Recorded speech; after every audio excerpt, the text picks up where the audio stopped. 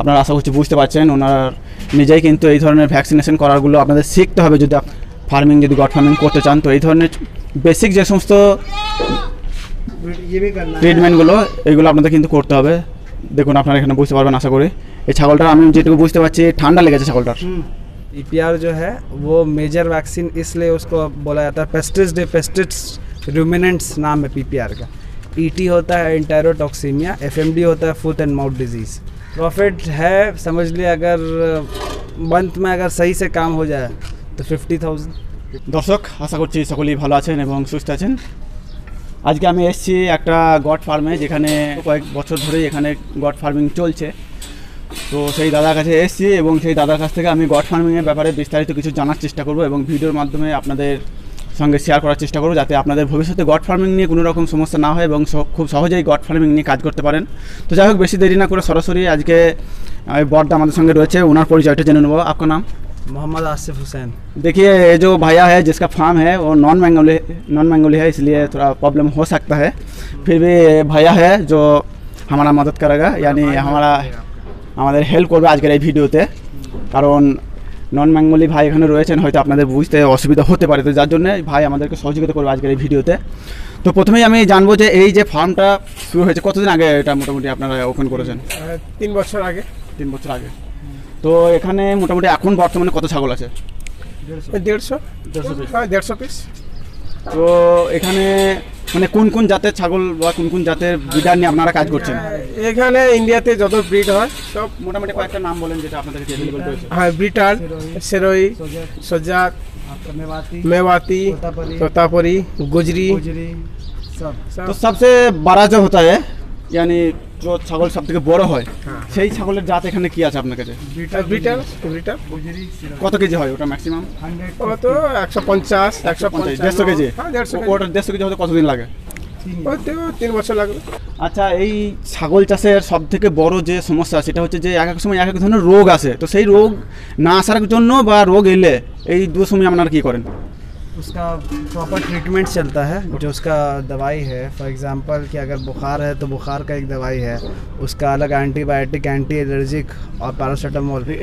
एक टाइम में ऐसा होता है कि वायरस जैसा बीमारी आ आता है तो सबसे पहले जो खस्सी को सबसे ज़्यादा लगता है वायरस का इन्फेक्शन है, उसको सारा मेन फ्लॉक से साइड कर दिया जाता है क्योंकि बाद में और फैले नहीं वो। तो आने से पहले क्या वैक्सीन नहीं दिया जाता है क्या? ज़्यादातर टिपिकली जो लोग बोलते हैं कि बाहर से जानवर आता है, वैक्सीन की वजह नहीं रहता। वो वैक्सीन हम लोग खुद ही कराते हैं यहाँ। তো আপনাদের কি মনে হয় যদি কোনো বেকার যারা মানে এখনও কিছু করেনি বা কোনো কিছু করার চিন্তা ভাবনা করছে, বিভিন্ন রকম ব্যবসা রয়েছে, তারপরেও ধরুন মাছ চাষ নিয়ে কেউ ছাগল মুরগি কেউ হাঁস বিভিন্ন রকম ব্যবসা রয়েছে, তো এই ছাগল যদি কেউ নিয়ে ফার্মিং করতে চায় তো সেক্ষেত্রে আপনাদের কি মনে হয় সেটা নিয়ে কি সফলতা কতটা? सफलता है बट मेहनत बहुत है। बहुत मेहनत है। लेकिन कोई अगर छोटा करके शुरू करना चाहे तो कर सकता है। तो breeding setup is better to start. Breeding setup as compare to selling का सेटअप। ट्रेडिंग सेटअप से बेटर ब्रीडिंग सेटअप। उसमें सरदर्दी कम है as compare to trading. Trading में जानवर जो बाहर से आता है मोस्ट प्रॉब्ली अगर आप जितना बार जानवर मंगाइएगा बीमार पड़ता है काफ़ी। तो फिर समझ लीजिए कि कोई अगर छोटा मोटा भी करना चाहते हैं तो ट्रेनिंग लेना जरूरी है क्या? Training is 100% important. Without training you can't do it. एकदम आपसे हो नहीं पाएगा, ये आप नहीं कर पाइएगा। बोल दिए एक बार बंगाली में आप। और ट्रेनिंग নিতেই হবে, বিনা ট্রেনিংয়ে হবে না। আচ্ছা, তো সামলাতে পারবে না, অনেক প্রবলেম হয়। আগে ট্রেনিং নিতে হবে, ট্রেনিং নেওয়ার পরে আপনাকে ব্যবসা করতে হবে। তো ট্রেনিং নিয়ে যদি কেউ করে তাহলে এর মধ্যে সফলতা আছে বলতে চাচ্ছেন? অনেক ভালো সফলতা এখানে মোটামুটি আপনারা তো বলছেন যে 3 বছর বা কয়েকদিন এরকম হবে যে কালচার আপনারা করছেন, তো এখানে মোটামুটি সফলতা কতটা? 50% एज कम्पेयर टू प्रॉफिट। हाँ, प्रॉफिट कितना? प्रॉफिट है समझ लिए अगर मंथ में अगर सही से काम हो जाए तो 50,000 पर ईयर पर मंथ। हाँ, लेकिन मेरा बहुत बड़ा स्केल। कितना बकरी में? 100 प्लस गोट्स। 100 प्लस गोट्स जब रहेगा तब पर महीने 50,000 मिनिमम होगा ही होगा। तो फिर सेलिंग करके उसको तो फिर आप खाने में क्या क्या देते हैं? देखिए, क्योंकि आपका जो फार्म है आप टोटली ये टाउन में है, यानी कलकत्ता में है तो टाउन में है, यहाँ पर घास वगैरह तो कुछ नहीं मिलेगा नहीं। तो फिर आप देते क्या है? बहुत सारे जो मैं देख रहा हूँ क्योंकि लगभग यहाँ पर ही कितना होगा टोटल नीचे में? नीचे में कम से कम 80-85 80 ছাগল আছে। তো মোটামুটি 80 ছাগলকে এখানে তো ঘাস নেই বা অন্য কোনো খাবার সেরকম দেখছি না, তো আপনি কিভাবে মানে কি খাবার দিয়ে মোটামুটি? काठलेर पाता, बड़ का पत्ता, पीपल का पत्ता, ये तीनों पत्ता पड़ता है लोग को। और भूसी भूसी पड़ता है, छिलका, चना का दाल, गेहूं भी पड़ता है। हम गेहूं देते हैं। आटा भी देता है? आटा नहीं देता, आटा पेट फुला देता है। आटा नेवर गिव आटा टू योर गोट्स। सत्तू दे सकता है, आटा मत दे। तो फिर एक खिला के आप? हाँ रहता। मेरा बड़ा भी बड़ा खस्सी दिखा दे। तो फिर ऐसा कभी हुआ है क्या कि ऐसा बीमारी आ गया कि बहुत सारे छागल एक साथ में मर गए ऐसा? हाँ अभी हुआ था ना, पीपीआर का बीमारी आया था, तो पहले ही साइड कर दिया था 4 छागल को। 4 में से 2 बचा, 2 मर गए। लास्ट टू आया था नया लॉट, उसमें हो जाता है उस टाइम। हाँ तो यही एक बात है।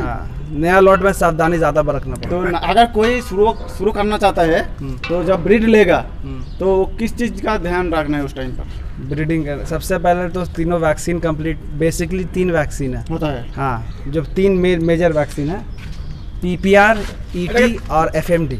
वो करा के ही अंदर कराना है, अंदर कराना है, पहले कर लेना ही चाहिए। पहले नहीं, एक साथ नहीं होता है। अगर मेजर जो वैक्सीन है वो पीपीआर है, वो ज़्यादा फैलता है। पीपीआर जो है वो मेजर वैक्सीन इसलिए उसको बोला जाता है पेस्टिड्स रूमिनेंट्स नाम है पीपीआर का।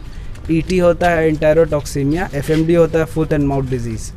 तो उसमें जो पेस्टिस का वायरस रहता है पीपीआर का, वो बहुत ज़्यादा जल्दी फैलता है। उसको आपको बचाने के लिए उसका बेसिक हिसाब ये है कि जानवर को आइसोलेट करके अलग से उसका वैक्सीन चलता है। तो नॉर्मली मैंने जितना भी गॉट फार्मिंग देखा है उसमें क्या होता है, एक माथा जैसा होता है, वो काट का बना हुआ होता है, वो ऊपर रहता है।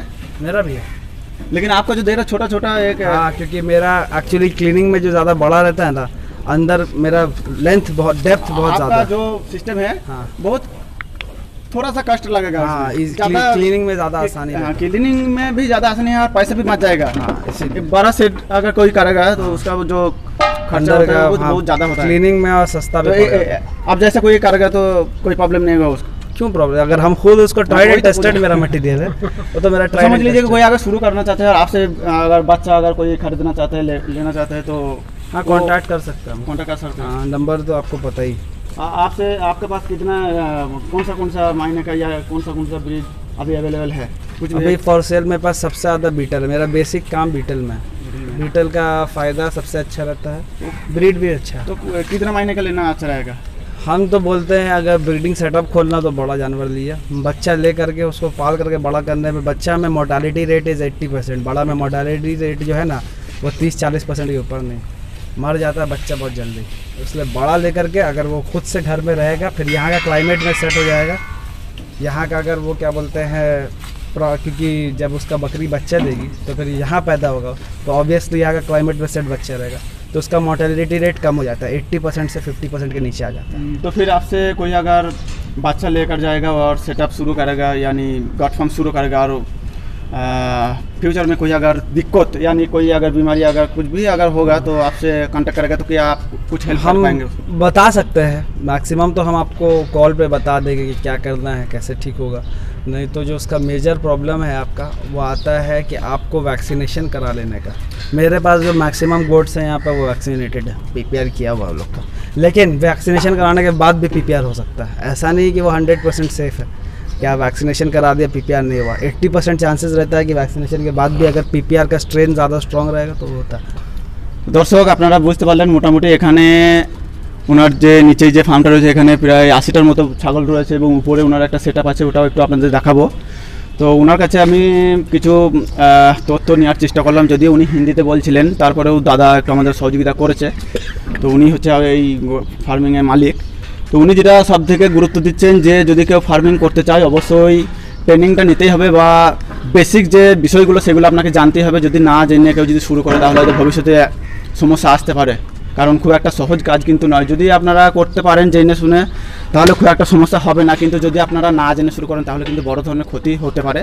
তো অবশ্যই যে ভাইরা গট ফার্মিং করতে চাচ্ছেন করতে পারেন, তবে অবশ্যই একটু ট্রেনিংটা নেওয়ার ব্যাপারে প্রথমে একটু আপনারা সতর্ক থাকবেন এবং সঠিক জায়গা থেকে সঠিক ট্রেনিংটা নিয়ে আপনারা গড ফার্মিং शुरू করতে পারেন। আর गॉड फार्मिंग ट्रेनिंग अगर लेना है तो कलकत्ता से लेने का फ़ायदा नहीं है, मथुरा जाइए, CIRG का ओरिजिनल गवर्नमेंट का अपना इंस्टीट्यूट है, उससे ट्रेनिंग लिए। कलकत्ता में कोई आइडिया नहीं है कितना किसी को खर्च होगा ट्रेनिंग वहाँ का ट्रेनिंग में से? अप्रॉक्सीमेटली 20-25,000 लगता है। कितना दिन का? 3 दिन का ट्रेनिंग रहता है, 3 दिन का। हाँ, তো আপনারা বুঝতে পারছেন উনি বলতে চাচ্ছেন যে মথুরা থেকে ট্রেনিংটা করা বেটার হবে। 3 দিনের ট্রেনিং আছে, 20 থেকে 25,000। এখান থেকে ট্রেনিং নিয়ে খুব একটা ফায়দা হবে না, উনি যেটা বলতে চাচ্ছেন ওনার সেটা ব্যক্তিগত মতামত উনি প্রকাশ করছেন। আর উনি এটাও বলতে চাচ্ছেন যে ওনার কাছে অনেক ধরনের বাচ্চা রয়েছে, কী কী বাচ্চা রয়েছে সেটা দাদা আমাদের বললেন বা উনি আমাকে বলে ভিডিওতে আপনাদের আমি সরাসরি শোনানোর চেষ্টা করলাম। আর ওনার কাছে যদি কেউ বাচ্চা নিয়ে বা ওনার কাছ থেকে কেউ যদি ছাগল নিয়ে ফার্মিং শুরু করতে চান, উনি সেক্ষেত্রে আপনাদের ফার্মিং করার জন্য বাচ্চা দিতে রেডি আছে। সেক্ষেত্রে আপনার ওনার সঙ্গে কন্ট্যাক্ট করতে পারেন। ওনার নাম্বারটা আমি ভিডিওতে এবং ভিডিও ডেসক্রিপশনে দিয়ে দেবো, আপনারা চাইলে ওনার সঙ্গে সরাসরি যোগাযোগ করতে পারেন। এছাড়া আপনারা যদি বাচ্চা নিয়ে আপনাদের ভবিষ্যতে ফার্মিং চলাকালীন কোনো সমস্যা হয়, ওনার সঙ্গে আপনারা কন্ট্যাক্ট করতে পারেন। উনি আপনাদেরকে সাধ্য অনুযায়ী যতটুকু জানে আপনাদের হেল্প করার চেষ্টা করবে। তো চলুন ওনার উপরে যে ফার্মটা আছে সেটা একটু আপনাদের সরাসরি দেখাবো, আর নিচেকার ফার্মটা আমি আপনাদের দেখিয়ে দেবো, তাহলে হয়তো বুঝতে সুবিধা হবে। কারণ ম্যাক্সিমাম আমি যে ফার্মগুলো দেখেছি সেখানে একটা কাঠের মাচা দিয়ে একটা মানে হিউজ খরচার একটা ব্যাপার থাকে, আর উনি খুব সহজেই কিন্তু ছোটো একটা তক্তার মতো লাগিয়ে ঘরের মধ্যে সেটা করেছে, যেখানে আমার মনে হয় খুব অল্প খরচে সেটা আপনারা করতে পারবেন। তো আপনারা চাইলে এই ধরনের করতে পারেন। উনি বলছেন নাকি যে প্রায় 3 বছর হয়ে গেল উনি এই ফার্মটা এখানে চালাচ্ছেন, তো এই ধরনের সেটআপ লাগিয়ে উনি করেছেন, সেক্ষেত্রে কোনো রকম ওনার আজ পর্যন্ত সমস্যা হয়নি। তো যাই হোক, চলুন ওনার উপরে যে ফার্মটা আছে ওনার একটু ফার্মটা দেখে আসি। তো দাদার হচ্ছে এটা ছাদের উপরে একটা সেটআপ রয়েছে, সেটা আপনাদের আমি দেখানোর চেষ্টা করছি। এখানে মোটামুটি আপনার 60 থেকে 70টা ছাগল এখানেও কিন্তু ওনার রয়েছে। আর উনি এই সমস্ত ছাগল কিন্তু ঘাস না খাইয়ে এখানে বড়ের পাতা, তারপরে আপনার কাঁঠালের পাতা, ভুসি এই ধরনের খাবার খাইয়ে কিন্তু এই সমস্ত ছাগলকে এখানে মানুষ করছে। কারণ এই যে ফার্মটা রয়েছে টোটালি কিন্তু একদম টাউনের মধ্যেই কিন্তু এই ফার্মটা রয়েছে। আর এখানে কিন্তু ছাগল কিন্তু আমি যতটা দেখতে পাচ্ছি প্রচুর পরিমাণে ছাগল কিন্তু ওনার এই ফার্মে রয়েছে। এছাড়াও কিন্তু এনার এই দিকে একটা সেটআপ হালকা রয়েছে, এখানেও কিছু ছাগল এখানে অল্প রয়েছে। আচ্ছা, যে সমস্ত ছাগল আর কি মানে যে সমস্ত ছাগলের শরীর খারাপ থাকে, অসুস্থ থাকে, সেই সমস্ত ছাগলকে নিয়ে এসে এখানে রাখে এবং এখানে ওনারা ট্রিটমেন্ট করেন। আপনারা আশা করছি বুঝতে পারছেন। ওনার নিজেই কিন্তু এই ধরনের ভ্যাকসিনেশন করারগুলো আপনাদের শিখতে হবে যদি আপনারা ফার্মিং যদি গড ফার্মিং করতে চান। তো এই ধরনের বেসিক যে সমস্ত ট্রিটমেন্টগুলো এইগুলো আপনাদের কিন্তু করতে হবে। দেখুন আপনারা এখানে বুঝতে পারবেন আশা করি। এই ছাগলটা আমি যেটুকু বুঝতে পারছি ঠান্ডা লেগেছে ছাগলটার, তো এটা আপনার ট্রিটমেন্ট চলছে, সেটা আপনারা সরাসরি দেখতে পেলেন। তো কেউ যদি আপনার এখান থেকে বাচ্চা নিতে চায়, তাহলে কেউ যদি হাওড়া থেকে আসে তাহলে কীভাবে আসবে, এবং শিয়ালদা থেকে যদি কেউ আসে তাহলে কীভাবে আসবে? हावड़ा थे या सियालदा थे पार्क सर्कस स्टेशन से भी आ सकता है। यहाँ पे पार्क सर्कस स्टेशन आकर के वो ट्रेन से फिर ऊपर आकर के हिंदू कब्रिस्तान फेमस है या गुलशन हॉल में आके कॉल कर सकता हूँ। और अगर हावड़ा से जैसे बाइक से या उससे आना है तो पार्क सर्कस नॉर्मल गूगल में लोकेशन डाल करके। তো ভাই যেটা বলছেন যে যদি হাওড়া থেকে বা শিয়ালদা থেকে আপনি যেখান থেকেই আসেন না কেন, আপনাদেরকে প্রথমে পার্ক সার্কাস আসতে হবে। আপনি সেটা বাসে আসতে পারেন বা ট্রেনে বা আপনারা বাইক নিয়ে যেভাবে হোক আসতে পারেন। তো পার্ক সার্কাস আসার পর ওখান থেকে আপনারা চলে আসবেন গুলশান হল বা হিন্দু কবরস্থান, এটা এখানে ফেমাস। তো হিন্দু কবরস্থান বা গুলশান হলের পাশেই সামনেই যে আপনারা ব্লু কালারের গেটটা দেখতে পাবেন, ওখানে দেখবেন একটা লেদার ফ্যাক্টরি আছে। লেদার ফ্যাক্টরির উপরেই কিন্তু আপনার একটা ফার্ম রয়েছে, একটা সেটআপ, এবং নিচে আর একটা পাশে একটা সেটআপ আছে। তো ওনার সঙ্গে আপনারা গুলশান হলের কাছে বা হিন্দু কবরস্থানের কাছে এসে কন্ট্যাক্ট করে নিতে পারেন। তো যাই হোক, বেশি কথা বাড়াবো না, আজকে এখানেই শেষ করবো। দেখা হয়ে যায় পরে কোনো এক ভিডিওতে। ভালো থাকবেন, সুস্থ থাকবেন, ধন্যবাদ।